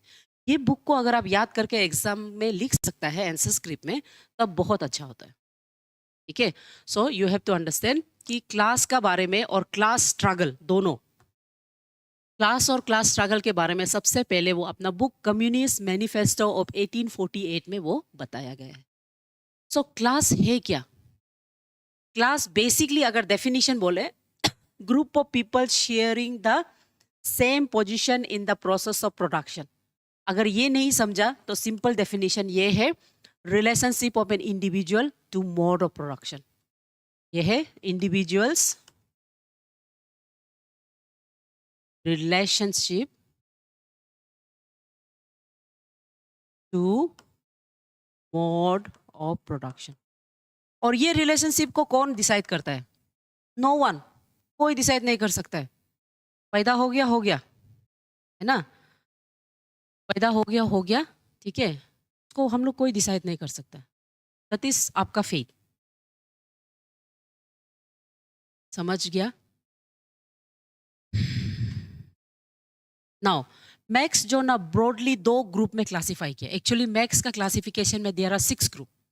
मैक्स का क्लासिफिकेशन में 6 ग्रुप है, लेकिन एट द एंड मैक्स बोलता है ये 6 ग्रुप आइदर ग्रुप 1 या तो ग्रुप 2 में चला जाता है। उसको हम लोग देखेगा वो ग्रुप 1 या तो ग्रुप 2 में कैसे जाता है। ओके, दैट मीन्स बोर्गियस या तो आपका प्रोलिटरेट, दोनों में से एक ही ग्रुप में सब चला जाएगा, 6 का 6 ग्रुप। समझ रहा है? तो ये जो क्लासेस है, यानी कि क्लास को वो दो ग्रुप में based on the mode of production. तो ये दो ग्रुप कौन होता है? कौन होता है? पहले बार पढ़ रहे क्या तुम? हैव्स एंड हैव नॉट, यहाँ में, हाँ हम यहाँ लिखेगा, ठीक है, यही पे लिख देते,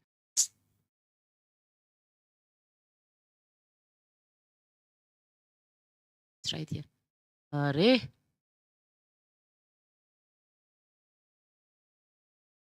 अच्छा, ये जो कार्ल मैक्स, आपको पता है ना, ये चैप्टर 4 से ना ऑलमोस्ट 250 मार्क्स से, अब मान के चलो 120 मार्क्स इधर से आता है अकेला। ठीक है, पूरा इधर से आता है। सो दूसरा फेवरेट क्वेश्चन सिविल सर्विस का, क्लास इन इटसेल्फ एंड आ गया class for itself, favourite question है वो लोग का।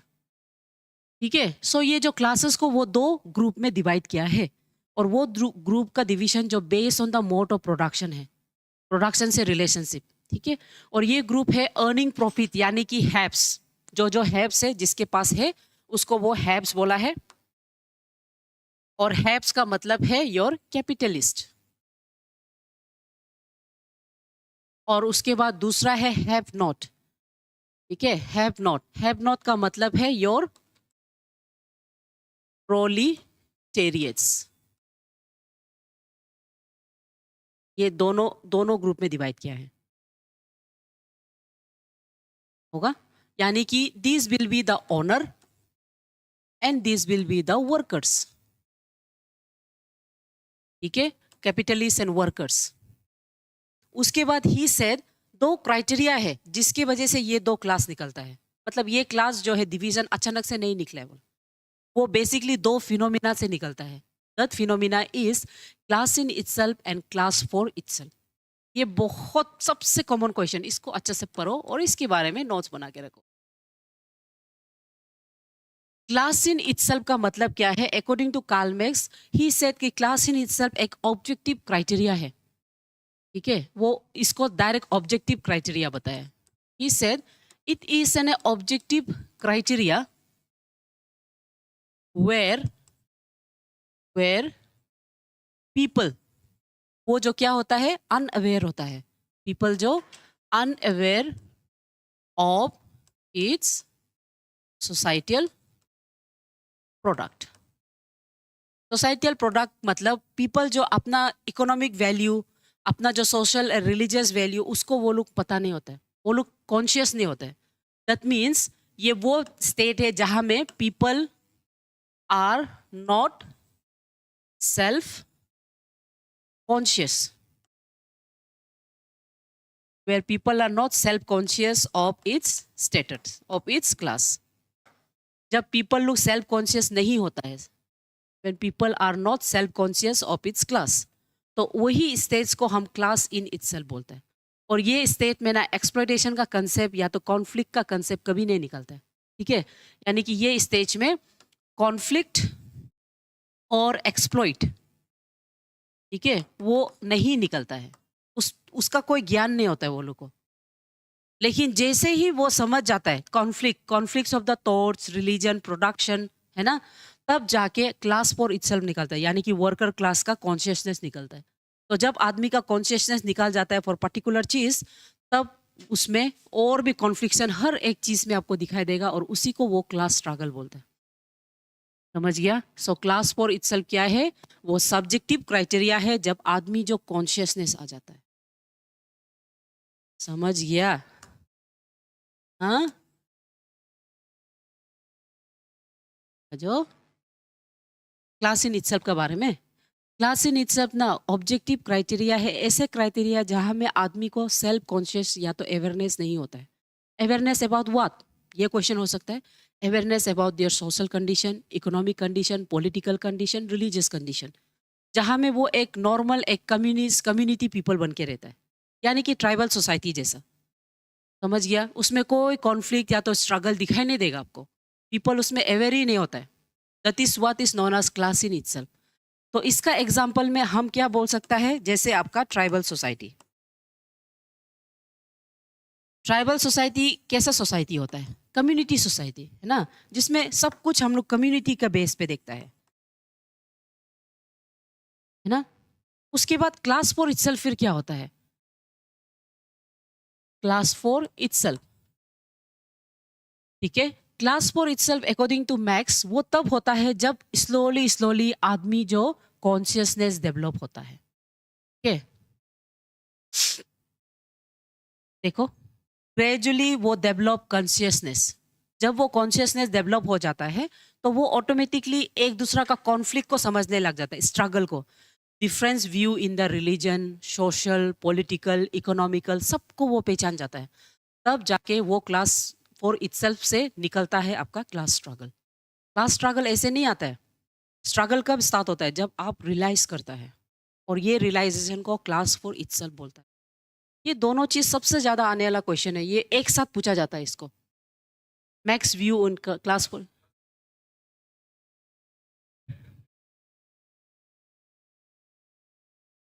उसमें नहीं होता है। क्लास इन इटसेल्फ में एक ट्राइबल सोसाइटी जहाँ में हम लोग कम्युनिटी, सबको कम्युनिटी देखता है, और इसलिए हम लोग में कोई कॉन्शियस नहीं है, कॉन्शियसनेस ऑफ डिफरेंसेस नहीं है हम लोग में, हम लोग एकजुट में रहता है। समझ गया? लेकिन क्लास फॉर इटसेल्फ में हैव्स और हैव नॉट्स निकल जाएगा। क्लास फॉर इटसेल्फ ये जो ऐसा सोसाइटी है जिसको वो बोलता है, ये एक सब्जेक्टिव क्राइटेरिया है। ठीक है, सब्जेक्टिव क्राइटेरिया मतलब सब्जेक्टिव पॉइंट है जो क्या हो जाता है, जहां में पीपल जो सेल्फ कॉन्शियसनेस, पीपल का जो सेल्फ कॉन्शियसनेस जो है वो एराइज करता है। और सेल्फ कॉन्शियसनेस क्या क्या में एराइज करेगा? सेल्फ कॉन्शियस एराइज होता है उसका कॉन्फ्लिक्ट, कॉन्फ्लिक्ट ऑफ थॉट्स में, लैंग्वेज में, सोशियो में, इकोनॉमी में, पॉलिटी में, एवरीथिंग, एवरीथिंग। तो यही कॉन्फ्लिक्ट आपको रियलाइज करेगा कि ये जो क्लास है, ठीक है, ये जो क्लास है वो हैव्स एंड हैव नॉट्स में है ना। और इसी हैव और हैव नॉट से निकलेगा आपका क्लास स्ट्रगल, क्लास स्ट्रगल। और यही क्लास स्ट्रगल से सिंस टाइम देखने को मिल रहा है, डिफरेंट डिफरेंट सेक्शंस, है ना।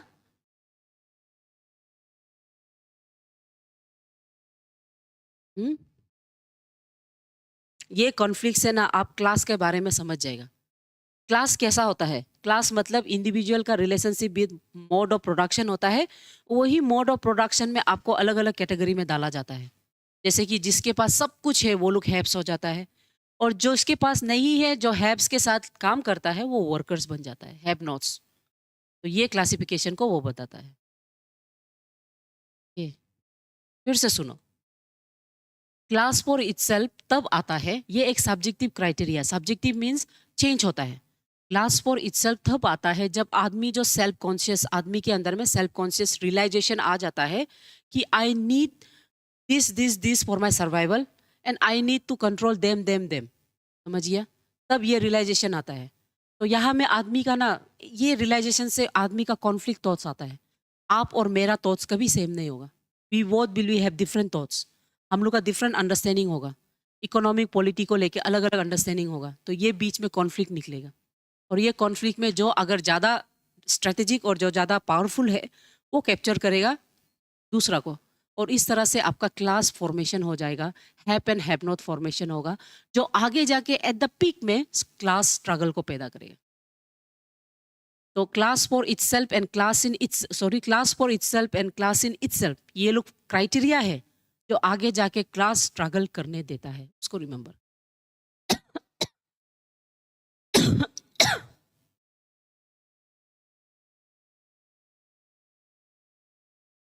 होगा। So based on class for itself and class in itself से कार्ल मैक्स ऐसा 6 ग्रुप को वो बनाता है।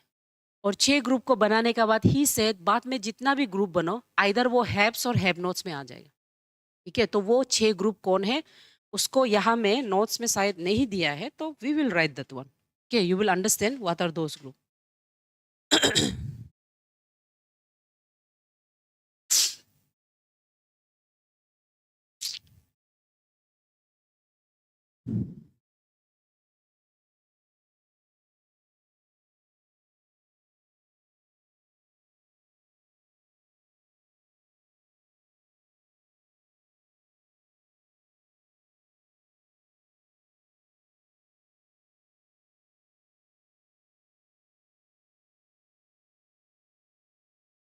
ठीक है? So let's see classification of class.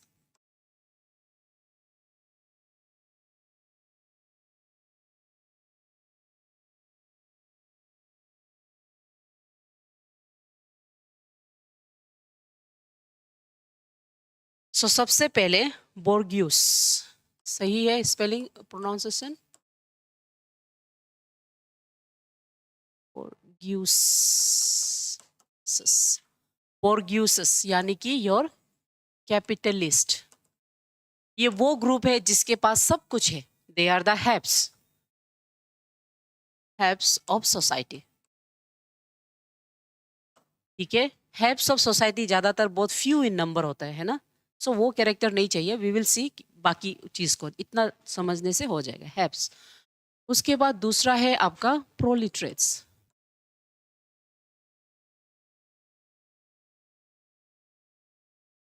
प्रोलिटेरेट्स, प्रोलिटेरेट्स।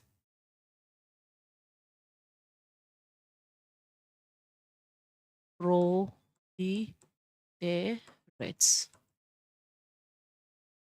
Proletariats. These are mostly your majority of the society. Majority of society. And these are who? They are have-nots.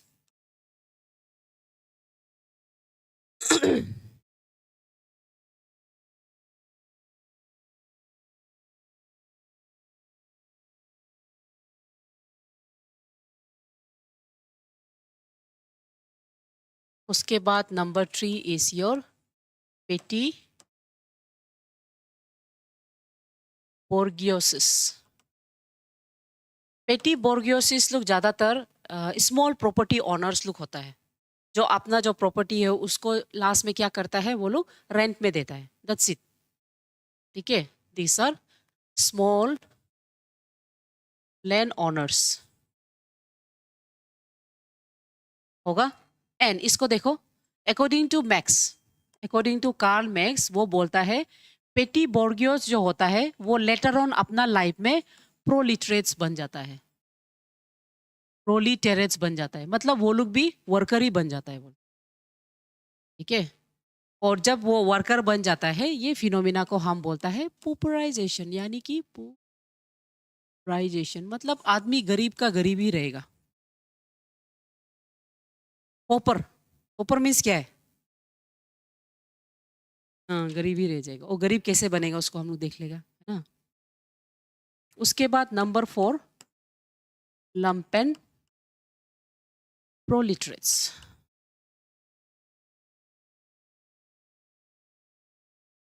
हाँ, ये जो पेटी बोर्गियोस जो प्रोलिटरेट्स बन जाता है,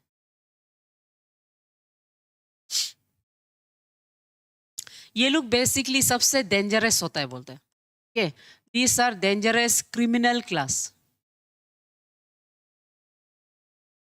डेंजरस क्रिमिनल क्लास।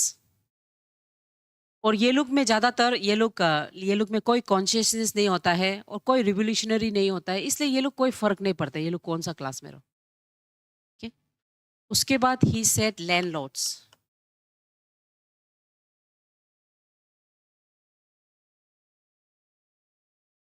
लैंडलॉर्ड्स लोग ज़्यादातर ये हिस्टोरिकली अगर आप देखें, हिस्टोरिकली देवर मतलब हिस्टोरिकली ये लोग ज़्यादातर क्या था, डोमिनेंट क्लास था, है ना। हिस्टोरिकली डोमिनेंट क्लास था, लेकिन कैपिटलिस्ट आने के बाद वो लोग का डोमिनेंसी चला गया। हिस्टोरिकली ये लोग डोमिनेंट क्लास था, ठीक है। तो ये डोमिनेंट क्लास कैपिटलिस्ट के वजह से इसका कोई डोमिनेंट नहीं है। और बाद में ये लोग क्या करता है, नाउ मार्जिनल क्लास बन गया।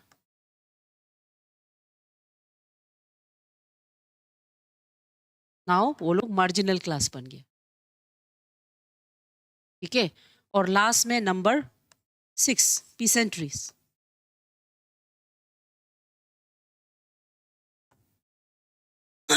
पीसेंट्री लोग ज्यादातर आपका एग्रीकल्चर वर्कर्स है। ऐसा वर्कर्स जो लोग सबसे ज्यादा informal sectors of the society को फॉर्म करता है, इनफॉर्मल सेक्टर ऑफ सोसाइटी को फॉर्म करता है। नाउ इसको देखो, इसका व्यू को देखो। कार्ल मैक्स बोलता है कि ये पीसेंट्री जो ना अपना लाइफ में आइदर वो प्रोलिटरेट वर्कर बन सकता है या बोर्गुइसिस बन सकता है। समझिए, फिर से देखो। ही सेड, लिख लो and then see. He said ये जो पीसेंट्री है, यानी कि ये जो वर्कर्स है जो एग्रीकल्चर पे ज्यादातर डिपेंड करता है, अपना लाइफ में ये लोग informal sectors of the society है। अपना लाइफ में ये लोग आइदर बोर्ग्यूसिस, ज्यादातर लोग बोर्ग्यूसिस बन जाता है वाला, यानी कि हैब्स बन जाता है, या तो वो वर्कर ही बन के रह सकता है। लेकिन उसके अलावा हम अलग कलर यूज कर रहे हैं, ठीक है। आई थिंक हम येलो कलर यूज करें। उसके अलावा ये लैंडलॉर्ड्स, आपका लुपेन एंड आपका पेटी, ये सब प्रोलिटरेट्स हो जाएगा। प्रोलिटराइजेशन का मतलब है जब ये classes like landlords, lumpen and petty bourgeoisie, ये लोग पूरा प्रोलिटरेट्स में आ जाएगा, कि वो लोग ज्यादातर हैव नॉट में आ जाएगा। तो उसको वो बोलता है सोसाइटी बाद में जाके ये दो में सिर्फ कैटेगराइज हो जाएगा, ठीक है। क्लास स्ट्रगल आगे जाके ये जो क्लासेस है, ये क्लासेस लोग क्या होगा, ये तीनों देख रहा है, ये तीनों जिसको हम येलो मार्क किया है, ये इधर आ जाएगा। और ये वाला आइदर इधर आ सकता है या तो इधर आ सकता है।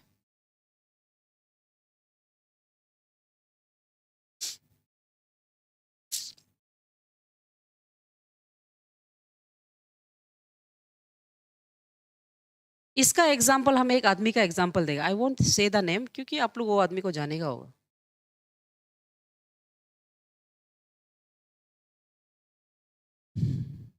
नहीं नहीं, आप जिसको सोच रहे हैं हम उसको नहीं देगा, हम अपना जगह का एक आदमी का नाम देगा।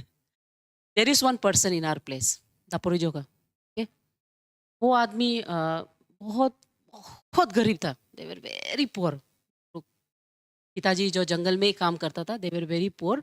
और मतलब इतना पुअर था कि एजुकेशन भी कंप्लीट नहीं किया, वो क्लास 5 तक सिर्फ पढ़ा है, ठीक है। वो बहुत फेमस है अभी। क्लास 5 तक सिर्फ वो पढ़ा है। उसके बाद वो पढ़ने के बाद वो क्लास 5, 6, 7 में वो शादी हो गया, क्योंकि उस समय में बहुत एज में हम लोग स्कूल जाता था, है ना। तो क्लास 6, 7 में वो शादी हो गया है। तो उसका ये पत्नी जो मुर्गी खाता था, से गौरी मुर्गी बिक्री करता था काट के, और वो उसका सामने में छोटा सा एक तो पान गुंती वो खोल के तमुल गुंटी। Okay, so they were completely peasantry, यानी कि informal sectors of the society, but luck favoured them. वो लोग का जो ज़मीन है, वो ज़मीन को आपका जो सेंट्रल सीआरपीएफ यानी कि ग्रिप वाला लोग को ना एटलीस्ट बड़ा ज़मीन चाहिए, एटलीस्ट 1 या 2 पहाड़ का ज़मीन चाहिए उसको काट के अपना बेस बनाने के लिए। तो इसीलिए वो ग्रिप वाला दुनाई कौन-सा ऐसा आदमी होगा जो सही अमाउंट में देगा। सो उसका जो प्लेस है उससे रिवर भी सामने है, रोड भी सामने है, एंड दे अप्रोच, और उसका वो जंगल को ज़माना का जंगल जो कैप्चर कर, ये उसका पहाड़ है, हम लोग ऐसे देखा था ज़माना में। तो ऐसे ही तो वो मिला है, सही आदमी से वो इंटरैक्ट किया है, और जो कमांडेंट उसको बोला है आप मतलब इश्यू नहीं होने से we are going to take your land. He said okay. This कहानी जो है ये आपका 2007 और 8 का था। तो वो क्या किया है, पूरा 2 पहाड़ को वो कंप्लीटली दे दिया, और वो 2 पहाड़ के लिए उसको 10 करोड़ मिला। वो 10 करोड़ से व्हाट ही डिड, वो क्या किया है, ऑलमोस्ट 4 टू 5 करोड़ को वो एक लोन का बिज़नेस एस्टेब्लिश किया। ऐसा लोन का बिज़नेस जहाँ में वो आदमी को ज़मीन देने से वो सिर्फ़ पैसा देता है एंड मंथली इंटरेस्ट लेता है एट 3 टू 4%, और आदमी उससे जब इंटरेस्ट लेता है, वो इंटरेस्ट 10-20 हज़ार का नहीं देता था, 2 लाख, 3 लाख ऐसा। तो 2 लाख, 3 लाख से आदमी जो करोड़ का पैसा है, और करोड़ जो उसका इन्वेस्ट हो गया लोन में, तो ऑलमोस्ट करोड़ इन्वेस्टमेंट वापस आ रहा है। ऐसे कर करके, और जो उसको नहीं दे सक रहा है, वो लोग एग्रीमेंट लिख के उसका वो हाँ, ज़मीन को ले रहे हैं। ऐसे करके उसके पास बहुत ज़मीन हो गया, फिर वो ज़मीन को बिक्री करने लग गया। सो अभी मार्केट लाइन में उसका हम इस बार गया है, इतना बड़ा वाला वो मॉल करा कर रहा है। समझ गया? So now he is one of the haves, और आप बिलीव नहीं करेगा, इस बार का तागिन का ये जो सिडोनी में भी उसको मतलब वो स्पॉन्सरशिप किया था। सो स्पॉन्सर किया है तो उसको बहुत आगे रिगार्ड्स दिया गया है। That means without an education, हम एजुकेशन के अगेंस्ट नहीं है, लेकिन without an education Karl Marx जो बोल रहा है वो सही है। एक पिजन को एक चांस मिलने से वो जो बर्ग्यूस बन सकता है, बोर्गियोसिस बन सकता है, यानी कि heads of the society, and he became that. ठीक है? सो अभी वो मार्जिनलाइज वाला लोन नहीं देता है। 10 लाख 5 लाख का लोन बोलो तब वो देता है, और ज़मीन लेता है, और ज़मीन भी वैलिड ज़मीन होता है, वो पूरा पूछताछ करता है।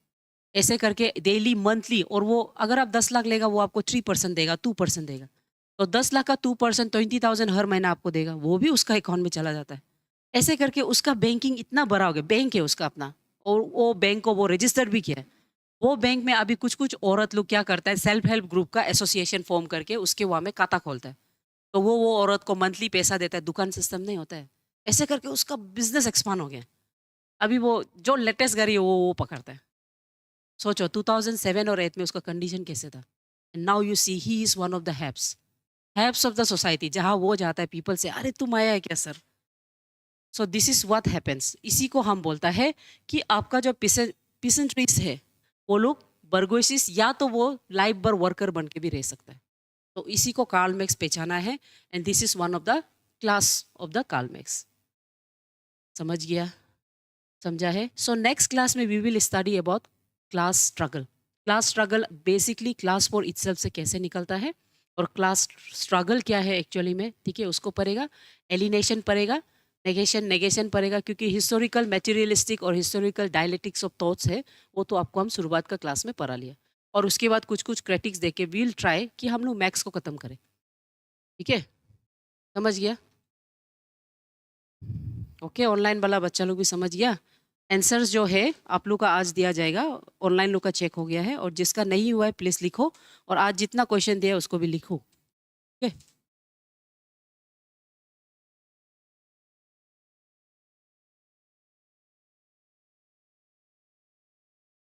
हाँ।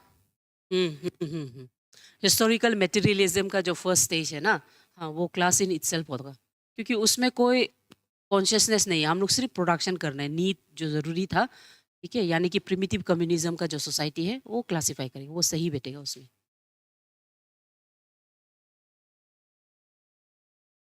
ओके, देखो सिर्फ 5 महीना बचा है, हाँ, पता भी नहीं चलेगा 5 महीना में एपिसोड कब आ गया और कब आप लोग मेंस दे रहा होगा। ये ऐसे बोलने से दिल दर्द होगा आप लोग का, फिर भी वो फैक्ट है। Okay, study. फिल्म्स तो हो जाना चाहिए आप लोग का, क्लिप नहीं होगा।